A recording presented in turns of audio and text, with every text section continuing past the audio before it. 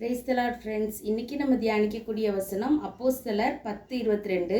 அதற்கு அவர்கள், நீதிமானும் தேவனுக்கு பயப்படுகிறவரும் யூத ஜனங்கள் எல்லாராலும் நல்லவர் என்று சாட்சி பெற்றவருமாகிய கொர்நேலியு என்னும் 100க்கு அதிபதி உம்மை தம்முடைய வீட்டுக்கு அழைப்பித்து உம்மால் சொல்லப்படும் வார்த்தைகளை கேட்கும்படி பரிசுத்த தூதனாலே தேவ எத்தன்யமாய் கட்டளை பெற்றார் என்றார்கள்.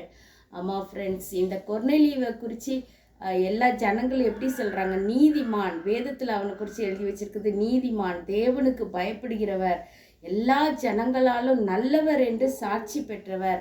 இப்படியெல்லாம் அவர் வாழும்போது கர்த்தர் அவரோட இடைப்பட்டு தூதனால் அவருக்கு தரிசனமாகி அவனுக்கு காரியங்களை எல்லாம் வெளிப்படுத்தி கொடுக்குறாரு. ஃப்ரெண்ட்ஸ், இந்த கொர்நேலியு மாதிரி ஒரு நல்ல ஒரு கேரக்டர், கர்த்தருக்கு பயப்படுகிறது, நீதிமானாக இருக்கிறது, எல்லா ஜனங்களாலும் நற்சாட்சி பெற்றிருக்கிறது, இதெல்லாம் ஒரு பெரிய கிருபை ஃப்ரெண்ட்ஸ். கர்த்தரிடத்திலிருந்து கட்டளையை பெற்றுக்கொள்கிறது. இந்த மாதிரி கர்த்தர் நம்மளையும் ஆசீர்வதிக்கணும்னு ப்ரேயர் பண்ணுவோம் ஃப்ரெண்ட்ஸ்.